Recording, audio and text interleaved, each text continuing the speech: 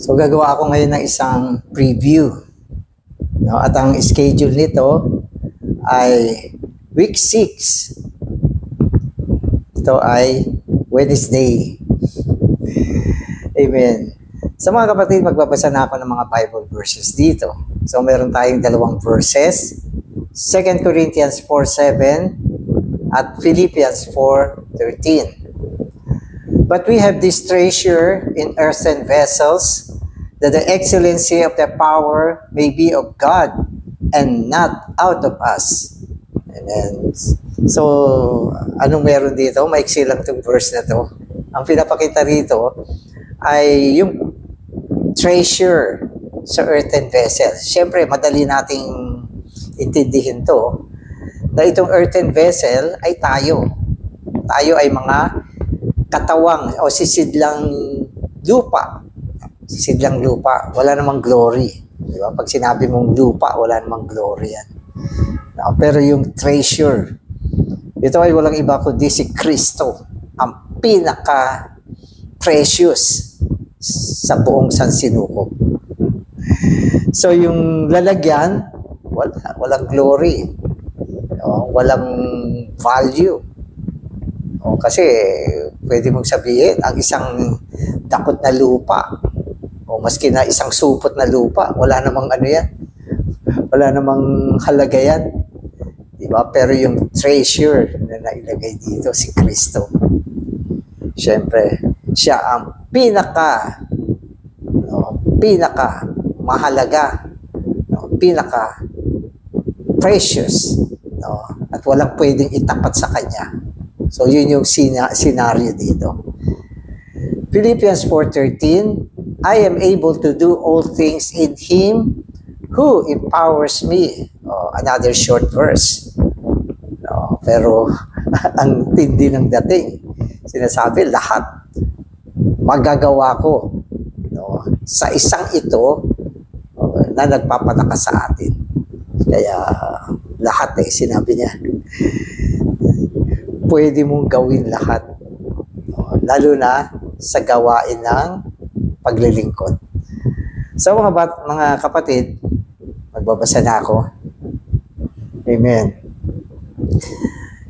In our preaching of the gospel, there should be an illumination, a shining. This means that while we are preaching, God shines into the hearts of those to whom we are speaking. So, kung nagpipreach ka, kailangan mo magsalita. Pero hindi naman yung pagsasalita natin ang mahalaga sa pagpipreach. Kundi ang sinasabi rito, yung illumination, yung shining. Habang nagpipreach ka, dapat merong illumination. Pag nagliliwanag, merong sumisilay. At yan ay walang iba kundi ang kaluwalhatian ng Ebanghelyo, na walang iba kundi si Kristo mismo. Kaya huwag kayo masyadong concerned kung gaano kaganda yung pagsasalita. Ang concern natin, meron bang pagsilay ng liwanag o wala? Maski napakaganda ng iyong pagpipreach, kung walang pagliliwanag, yan ay walang kapangyarihan. Wala siyang power. Wala kasi siyang shining of the glory. Pero kung meron yan, yung ebanghelyo mo, pag-ebanghelyo mo, ang pinakamalakas sa lahat. Amen. So we also need to help them to call on the name of the Lord Jesus in order that they would be brought to the face of Christ, have a personal contact with Him, and experience God shining in their hearts. To preach in this way is to present not merely a gospel of certain facts, but a gospel of glory. Amen. So unang-una, pag nag-preach tayo, siyempre, dapat i-lead mo yung tao na tumawag sa pangalan ng Panginoon. Unang-una, biblical naman yan Di ba? So, sa gospel, di ba? Sinasabi dyan, ang sino mang tumawag sa pangalan ng Panginoon ay maliligtas. So, huwag natin kakalimutan ito. Minsan, ang ganda ng ating gospel preaching, napakahalinaw, napaka-impressive. No, wala namang problema doon sa ating pag-preach ng gospel. Yung nilalaman. Kaya lang, minsan, meron ako nakita, hindi dinadala yung mga kapatid o yung contact sa pagtawag sa pangalan ng Panginoon. Ang laking kulang niyan. Para bang pinakita mo yung pagkain, pero hindi mo naman ipinakain sa kanya. So parang ganun lang yan. Sapagkat ang pagtawag sa pangalan ng Panginoon ay ang daan upang tanggapin niya si Kristo tungo sa kanya bilang Espiritong nagbibigay buhay. Kaya importante ito pag nag-preach tayo ng gospel. Sasabihin mo, ngayon, tumawag tayo sa pangalan ng Panginoon. Tawag tayo. Tumawag kayo, tapos patawagin mo rin siya. At turuan mo siya tumawag mula sa puso. Huwag yung sa bibig lang. Dapat yung pagtawag niya mula sa puso. Kasi meron dito dinagdag na kahalagahan yung pagtawag sa pangalan ng Panginoon. Sabi niya, pag tumawag yung tao sa pangalan ng Panginoon, sila ay madadala sa mukha ng Panginoon. So, yung pala yun. Sabi niya. At magkakaroon sila ng isang personal na contact sa Kanya. Yun. Kasi yung pangalan, yung persona yun eh. Pag tinawag mo ang Kanyang pangalan, kinukontak mo yung pinaka-persona ng Panginoon. No, kaya importante yun. Tapos sabi rito, at upang madala siya sa karanasan, okay, ng pagsilay ng liwanag ng Diyos. No, kasi sumisilay yung liwanag ng Diyos eh. Pag pinatawag mo siya, Panginoong Jesus, nadadala siya doon sa ganong klaseng karanasan. So, karanasan to. No, bago pa lang, dinala mo na siya na maranasan ang pagsilay o pagsikat ng liwanag ng Panginoon. Nadala mo siya ron. So, yun yung sinasabi sa atin. Okay? Kaya sabi niya, kung ganito ang pagpipreach natin na napapatawag natin sa pangalan ng Panginoon ng mga tao, so, yung gospel natin, hindi lang siya facts. Alam mo ba yung facts? Ang ibig sabihin ng facts, nirelate mo yung mga salita sa mga bagay na na-accomplish na ng Panginoon. Tama naman yun. Kailangan maintindihan niya yun. At objektibo, mapaniwalaan niya yun. Pero yung gospel natin, hindi lang yun na-explain natin, namatay ang Panginoon sa iyo, nabuhay siya muli. Ngayon siya ay Espiritu. Lahat ito ay mga facts. Pero sabi rito, pag pinatawag mo siya sa pangalan ng Panginoon, na dadala siya sa ebanghelyo ng kalwalhatian. So, paulit-ulit sinasabi natin, yung ebanghelyo ng kalwalhatian dito ay tumutukoy sa mukha ng Panginoon. No? Kaya, at least pinapaintindi sa atin mabuti kung ano ang ebanghelyo. Kasi noong mga nakaraang panahon, gospel, magandang message. Diba? Yun yung alam natin. Mabuting balita. I-speak yung mga facts ng mga naisagawa ng Panginoon. Pero hindi natin alam na ang pag-iibanghelyo sa totoo, kasi hindi naman natin nakikita ito ay ang dalhin mismo ang persona ng Panginoon doon sa pinipreachan mo. Dadalhin mo mismo ang Panginoon doon, dadalhin mo siya na makita niya ang mukha ng Panginoon. Magkaroon siya ng personal contact sa Panginoon. At ito ay naisasagawa kung siya ay tumawag sa pangalan ng Panginoon. Kaya yung gospel preaching, dapat merong pagtawag sa pangalan ng Panginoon. Amen.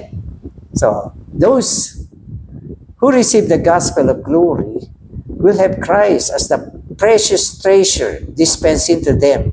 Then, like us, they will be earthen vessels containing this treasure. Di maging katulad na sila natin. So, yung gospel preaching, dapat ito ay umaabot kung saan yung tao nagiging katulad natin. Ano ba tayo? Mga sisidlang lupa na may kayamanan sa loob. O, at sa pamamagitan ng ating pagpipreach, ganun din yung naibubunga natin. Mga tao na nagkakaroon ng kayamanan sa kanilang sisidlang lupa. O, so, duplication. So, ang gospel preaching ay nagkakaroon ng duplication. Parang yung mangga, namumunga ng mangga. So, ganyan. Kung ikaw ay mangga, mangga din ang ibubunga mo. At sapagkat tayo ay mga sisidlang may kayamanan, ang ibubunga mo, sisidlang may kayamanan din sa loob. Mga sisidlang lupa na may kayamanan din sa loob. Nagiging duplication sila ng kung ano tayo. So, yun yung sinasabi rito. Amen. Okay, so God shining in our hearts brings into us a treasure, the Christ of glory, who is the embodiment of God to be our life and our everything. Because of the shining in our hearts, we have this treasure, a treasure that is wonderful, precious, marvelous. So mauubos yung mga salita dito para i-describe ang Panginoon, kulang pa din. No? Kaya yung sinabi niya rito, wonderful, precious, marvelous. Ang dami pa niyan, ang dami pa mga adjectives na pwede mong gamitin para ilarawan ito. Maubos man yung mga salita mo, hindi pa rin sapat.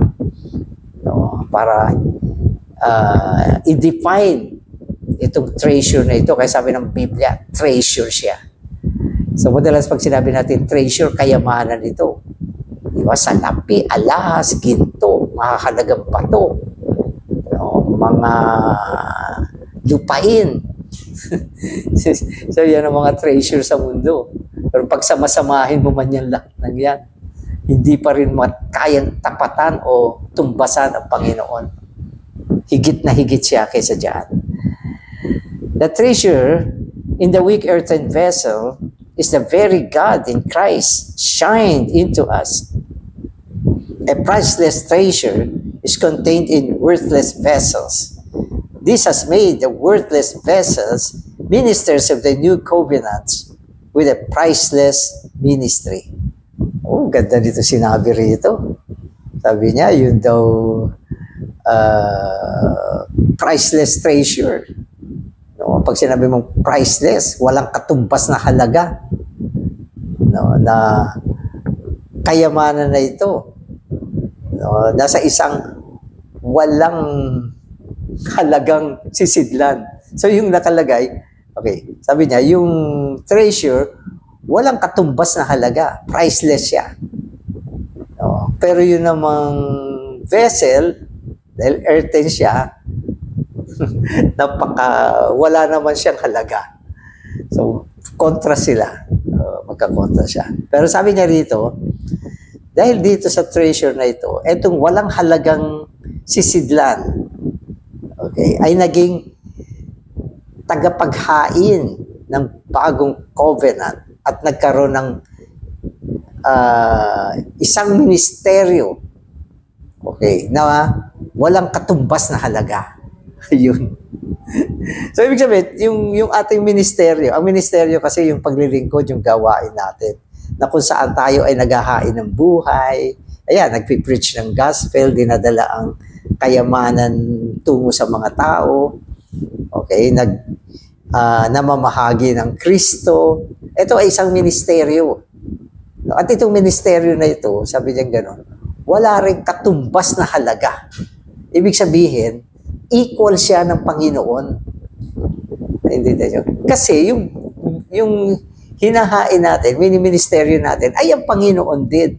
Kaya ang ministeryo natin ay ministeryo ni Kristo. Naintindihan nyo? So, ang ganda niya, sabi niya, una, itong walang katumbas na halaga na kayamanan na ito na si Kristo ay inilagay sa isang sisidlan, isang lupang sisidlan na wala namang halaga. Ibig sabihin, walang halaga, wala siyang value, wala siyang halaga. No? Pero dahil dito sa treasure na ito na walang katumbas na halaga, okay, etong vessel na ito, tayo yan eh, nagkaroon ng isang ministeryo na wala rin katumbas na halaga. Kaya pwede mong sabihin yung gawain natin paglilingkod. Ito ang pinakamarangal na gawain. Ang ihahin si Kristo. Okay? Ang iministeryo si Kristo. Ang dalhin si Kristo tungo sa mga tao. Yan ay ang isang gawain, isang ministeryo, isang paglilingkod na walang katapat na halaga. Ngayon, yung mga trabaho sa mundo, pinag-aagawan, position, pinakamataas na profession,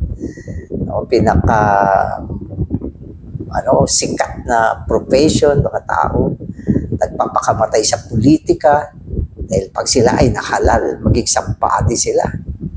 Pero itong ministeryong ito,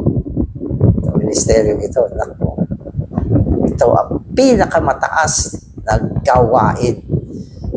Ngayon, hindi nila alam yan. Pero isang araw, pag nahayag na ang mga mystery, mga hiwaga, kasi isang darating yung panahon, wala nang hiwaga eh. Ito kasi mahiwaga pa eh. Pag dumating yung isang kapanahonan na wala nang hiwaga, lahat maiintindihan ng mga tao ang mga nangyari ng mga nakaraan. Yung kumisan yung mga kapitbahay namin, sabi ko nga sa wife ko, minamaliit kami. Parang tingin nila sa amin ay mga kakayang-kayanin lang nila. Hindi kasi tayo nakikipag-away sa tao eh. Pati yung mga parking dito, ayaw nila pa-parkingan yung tapat nila.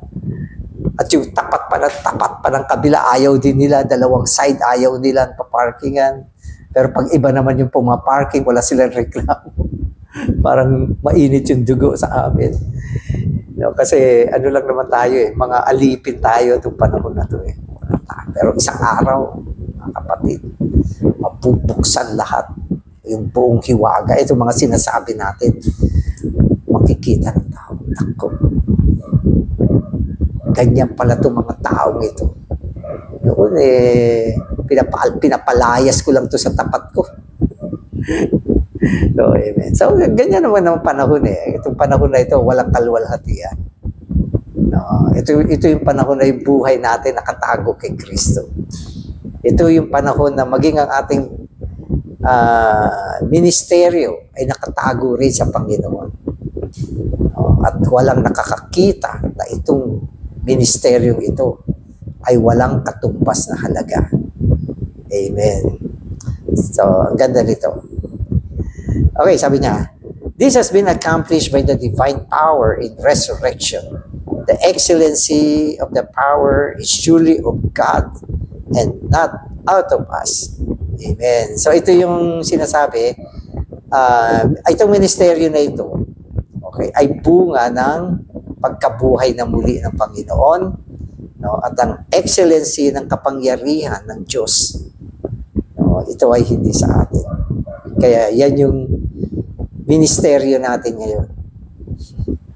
Amen. So today's reading na ako, the treasure is the glorious Christ, the embodiment of God, becoming our life and everything to us. This treasure, the indwelling Christ in us, the earthen vessels, is the divine source of the supply of the Christian life. It is by the excellent power of this treasure that the apostles, as the ministers of the new covenant, were capable of living a crucified life, that the resurrection life of Christ, whom they ministered, might be manifested. So, mahaba itong sentence na ito. So, tingnan natin. No. So, sinasabi niya, okay, unang-una, itong treasure na ito, sino ba ito? Ito si Kristo, ang pagsasakatawan ng Diyos mismo o ng Tres-Unong Diyos. Ibig sabihin, yung buong Tres-Unong Diyos, yung Ama, Anak, at Espiritu, na isakatawan kay Kristo. So, yun yung kumpletong pagka-Diyos. No? Si Kristo ay isang kumpletong pagka-Diyos. Itong isang ito ay naging buhay natin. Dinala sa atin at naging buhay natin para maging lahat-lahat sa buhay natin. Okay, yan yung treasure. So, kaya treasure siya. Ang tres unong Diyos na isa katawan kay Kristo, naging buhay natin, naging lahat-lahat sa atin. Pag tinanong, Brother Danny, ano ba yung treasure mo dyan? Si Kristo. Okay, ang pagsasakatawan ng tres unong Diyos na naging buhay ko at naging lahat-lahat ko. Ito yung meron ako. No? At pag tumingin ako sa kapaligiran ko, yung mga tao, ang dami nilang meron na wala ako. Pero itong meron ako, walang, ibig sabihin, walang kwenta pag tinapat mo dito, no, sa kung anong meron ako. So, yun yung ibig sabihin. Yan yung treasure natin. Amen. Tapos sabi niya, okay, etong Kristo na ito, okay, ay ang pinanggagalingan ng ating tustos. Tustos. Kasi bilang Kristiyano, di ba? Kailangan natin ng tustos. At ang pinakamahalagang tustos natin ay ang tustos ng Espiritu ni Yesu Kristo. So, yan yung pinanggagalingan. Yan yung tustos natin at yan ay nanggagaling dun sa isang nananahan sa atin na kayamanan natin. Yung kayamanan natin, doon ang gagaling yung pinakatustos natin. Pag inalis mo yun, wala tayong tustos. So, yun yung ibig sabihin nito. Tapos sinasabi niya, itong excellenting kapangyarihan ng treasure na ito, okay, na nasa loob natin, okay, ay ang ministeryo ng bagong tipan, no? At meron siyang kakayahan, kasi haba ng sentence, okay, na ibuhay ang isang naipakong buhay, okay, upang ang naibuhay na muling Kristo na ating mini-ministeryo ay maihayag. Ayan, so malinaw na yung sentence. Medyo inano ko lang yung, tinagalog natin ng unti-unti. Amen. The expression, this treasure in 2 Corinthians. So ito, pakinggan nyo, maganda to. So sabi niya, the expression, this treasure. So itong treasure na ito. Sa 2 Corinthians 4:7. Sabi niya, this treasure. Okay. Ano yan? 2 Corinthians 4:7. This treasure. Okay. Refer to verse 6 where Paul speaks of the face of Jesus Christ. So nagkakadugtong-dugtong sila. Yung treasure, okay, yun din yung face of Jesus Christ na binanggit naman. Okay, sa verse 6. Okay. Sa verse 7, okay, treasure siya. Sa verse 6, naging face siya ng Panginoon. So, tignan niyo yung development. Okay, so sabi rito, the Greek word translated face in verse 6 is the same word translated person in 2:10. Okay, so una, ano siya, treasure, naging mukha ng Panginoon, okay, at naging person, kabuuan ng Panginoon. Okay, ito pa. Which refers, ito na naman, refers to the part around the eyes. So yun naman yung sa paligid ng Diyos. So may meaning yan. Okay. Ito yung the index of the inward thoughts and feelings of the Lord. So yung kapaligiran ng kanyang mata, okay, ay tumutukoy naman sa panloob na damdamin, no? Kaisipan at damdamin ng Panginoon. So nakita niyo yung development nito. No? So mula sa treasure, okay, naging mukha siya ng Panginoon, naging person siya, okay, naging yung paligid ng mata, no? Yung index of the eyes, na tumutukoy naman sa kanyang kaisipan at kanyang damdamin. Pero si Kristo to, kaya lang iba't ibang aspekto ni Kristo, yung treasure na yan. Okay. Tapos sabi niya, ito ay naghahayag ng buong persona na ni Kristo. buong persona. So, in-itemize, tapos kinunglude na ang treasure na ito ay ang buong persona ni Kristo. O ang kanyang mukha. Okay, ang kanyang mata. Okay, ang kanyang damdamin, ang kanyang kaisipan. Pagkatapos sabi niya, ang kanyang buong persona ay ito. No? Pero binanggit yung mga makahalagang bahagi ng kanyang persona. In-itemize. Okay. Okay. This indicates that unless we have the index of Christ's face, he cannot be a treasure to us in reality. Yan. Ang ibig sabihin, kaya siya naging treasure. Actually, treasure siya as a whole. No? Sa buong pagka-persona ni Kristo, ay treasure naman siya.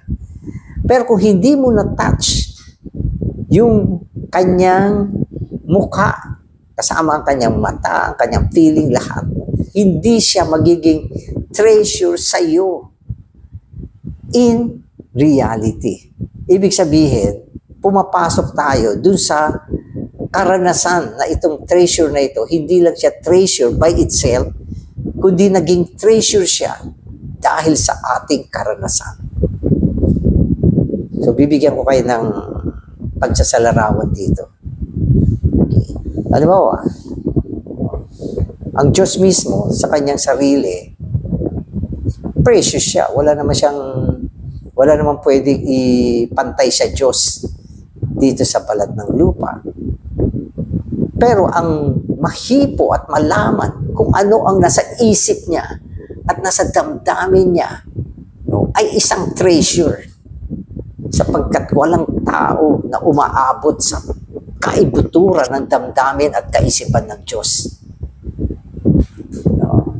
Ito lang yung mga tao na nakakita sa mukha niya, nakakita sa paligid ng kanyang mata. Nadala sila sa damdamin at kaisipan ng Panginoon at dahil yan, naging napaka-precious ng Panginoon sa kanila. No? Ibig sabihin yan, hindi ka ordinaryong tao. Ginawa ka nitong treasure na ito, okay, na isang tao na hindi ordinaryo. Isang tao na nakakabatid, nakakaalam, kayang saliksikin kung ano ang kaisipan at puso ng Diyos. At dahil dyan, napaka-precious niya sa atin. Amen. Kasi ito ay tumutukoy sa isang matalik na relasyon natin sa Panginoon. So, yun yung ano. Halimbawa, kung meron isang taong bilyonaryo, precious siya. Pag-aagawan siya ng kidnapper, bilyonaryo pala siya. Pero sa atin na walang relasyon sa kanya, wala na, hindi naman siya precious sa atin eh. Di ba? Pero kung ikaw ay merong matalik na relasyon sa tao ito, magiging precious siya sa iyo. So, yan yung ibig sabihin yan. Kaya ang pagiging precious ng Panginoon sa atin ay hindi lang dahil kung ano siya, kundi dahil sa ating relasyon sa Panginoon. Na kung saan na ihahayag kung ano siya, ang kanyang kaisipan, ang kanyang damdamin na ihahayag sa atin. O hindi ba? Panginoon, napaka-precious mo. No? Hindi lang dahil pinapansin mo ko, kundi kung ano ang nasa loob mo, pinapakita mo sa akin, hinahayag mo sa akin. No? Kaya yun yung sinasabi. Kasi itong mga medyo may kalaliman yung mga sinasabi niya. Kaya kailangan i-reveal natin ano ba yung mga words na yan. Okay, so, sabi niya, saan na ba?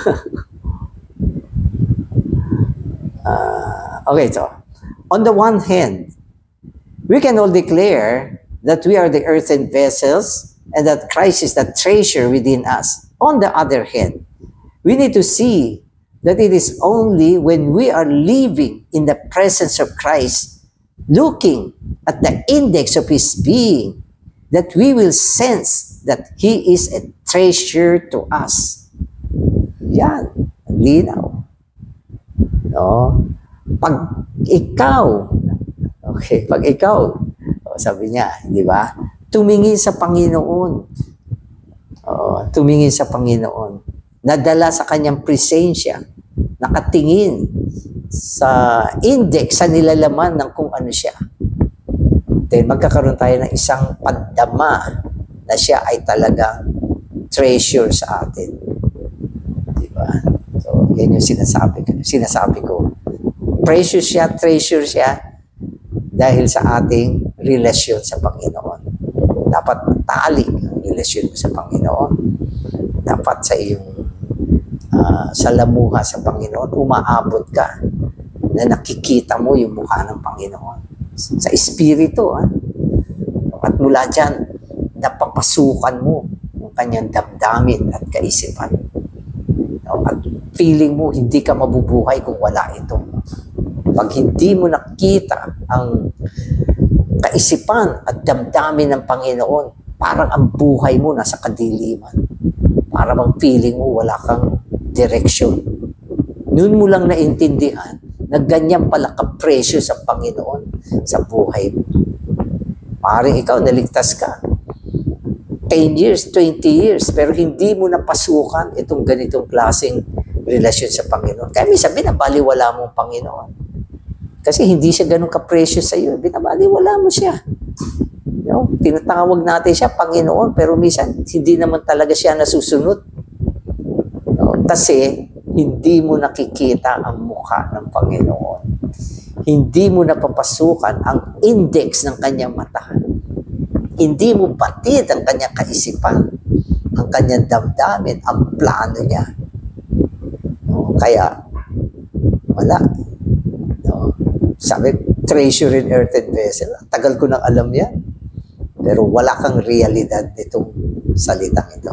Kaya, kailangan mapukaw tayo. Diba?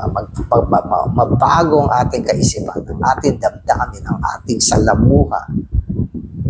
Lumalim ang ating karanasan sa Panginoon. Panginoon, palalimin mo itong karanasan ko sa iyo. Napakababaw. Amen. So, amen. Okay. In the whole world, or whole universe, there is nothing that is more precious than beholding the face of Jesus Christ. Amen. Diba? Hindi niya sinabi, pakinggan ninyo, na dito sa buong San Sinuko, si Jesus Christ ang pinaka-precious. Hindi yun ang sinabi niya. Bagamat ganun nga yun. Pero ang sinabi niya rito, okay, ulitin ko. In the whole universe, there is nothing that is more precious than beholding the face of Jesus Christ. Meron ba mas precious pa dyan na kung saan pinanghahawakan mo, nakikita mo ang kanyang mukha. Ito yung naging guide mo sa buong buhay mo. Na hindi ka mabuhay kung wala ang pagkakita mo sa kanyang mukha. Amen. So yan yung precious. Okay.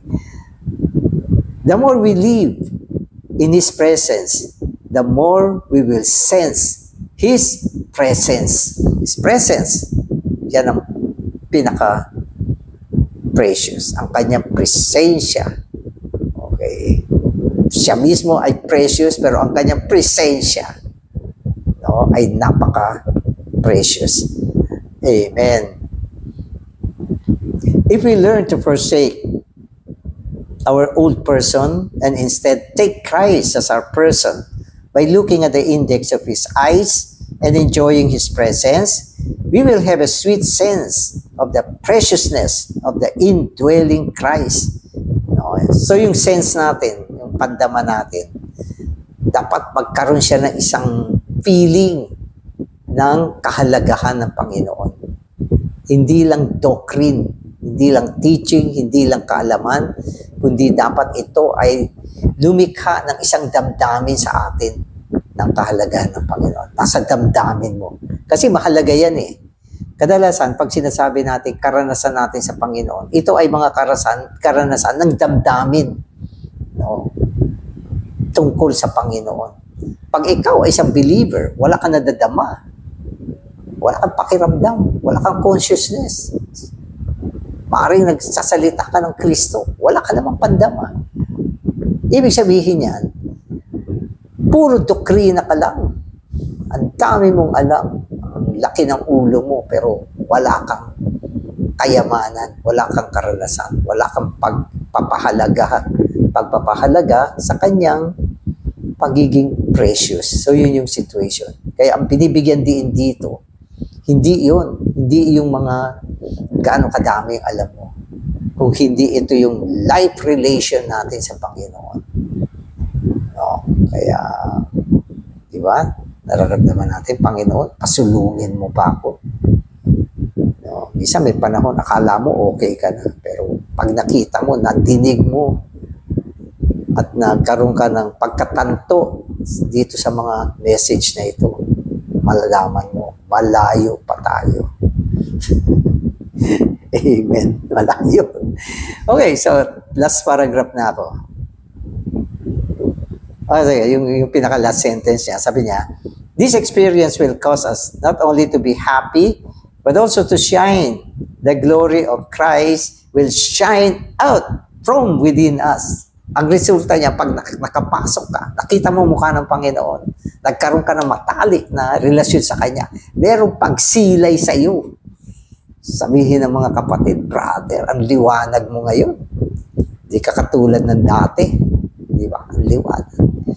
Yung isang sister na laging nagmamurmur. Na-touch niya ang mukha ng Panginoon, sumilay ang liwanag. Sister, dati ang haba ng mukha mo ngayon. Ang liwanag, ano yan? Yan ang kaluwalhatian ng Panginoon. Kaya, ang nagpapabago ng buhay natin, mga kapatid, ay ang buhay na paghipo mo sa Panginoon.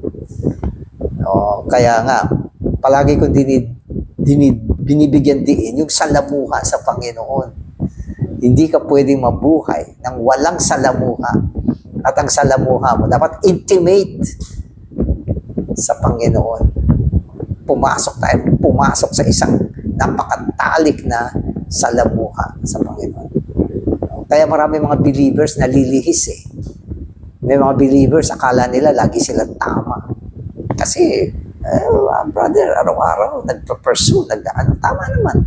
Kaya lang, hindi nakakapasok na nakikita sa kanilang espiritu ang mukha ng Panginoon. Kaya, dahil sa madami ng alam, nalilihis tuloy. Amen. Oh, Lord Jesus, di ba? So, feeling ko, kailangan talaga natin ang kaawaan ng Panginoon. The Christ of glory, as the excellent treasure, is received by the believers through the illumination of the gospel of the glory of Christ. We need to remember that we have within us that treasure, a living person who is more excellent than the world. Ang daming item sa world, pero walang totoong excelente dyan. Lahat ng mga bagay na yan ay temporal. So alam nyo ba, ang mundo may katapusan yan? Basahin nyo. Isang araw, itong buong mundo, boom, susunugin. Kaya lahat ng meron dito, wala, temporary siya. Dadali niya isang bagong mundo, bagong langit, bagong lupa. Itong luma, mawawipe out din yan. Lahat ng minahal mo dito, o sakaling hindi ka pa kinuha ni Lord na abutan ka ng pagbabalik, mawawala din siya. No, kaya si Kristo lang yung treasure natin, hindi mawawala yan. Precious na siya, treasure pa siya. Ibig sabihin, eternal pa siya. Kaya sino mamahalin mo? Sinong papahalagahan mo? Kanino ka magpo-focus? No, sinong paglilingkuran mo? Itong isa lang ang karapat-dapat. Itong isa lang. Kaya, yung Panginoon natin laging, gumagawa, hindi tayo binibitawan. No? Amen. Amen. Okay, so, Christ is the most excellent one in the whole universe. There's nothing that is more excellent than He. Since we have Christ as the treasure, the most excellent one and the most lovely one, we do not love the world. It is not that we should not love the world, but that the world is inferior to the treasure, the excellent and lovely Christ. We treasure the Lord more than the world. O tama naman, di ba? Although mayroon tayo ng mga message, at yung Biblia sinabi, huwag mo mahalin ang sanlibutan. Sapagkat ang nagmamahal sa sanlibutan, ang pag-ibig ng Ama wala sa Kanya. O, mula ngayon, di ko na mamahalin yung sanlibutan. O, at least okay naman, sumusunod ka sa salita. Pero, kulang yan. Baka isang araw, bumaling ka uli kung ano yung iniwan mo.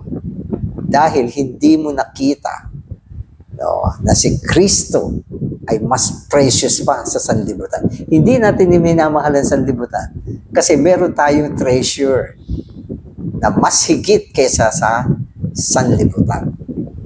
At nakikita natin na ang sanlibutan ay fading, pawala na siya, palaos siya. Pero itong Kristo ito, lalo siyang nagliliwanag sa loob natin. Pinapabago tayo. Tinatransforma tayo. At siya lang ang dapat nating pahalagahan. Amen. Oh Lord Jesus. Panginoong Jesus, salamat sa iyo sa iyong pagpapakita na ikaw ang totoong kayamanan na dinala sa amin. Bilang mga sisidlang lupa, Panginoon, nakita namin na ikaw mismo ang excellenting isa na dapat namin pahalagahan. Panginoon, higit pa kami madala tungo sa iyo, tungo sa iyong kaisipan, tungo sa iyong damdamin. At nawa, sumilay ka sa amin. Ipakita mong higit, Panginoon, ang iyong preciousness upang lahat ng bagay ay mawala ng kabuluhan. Salamat, Panginoon. Amen.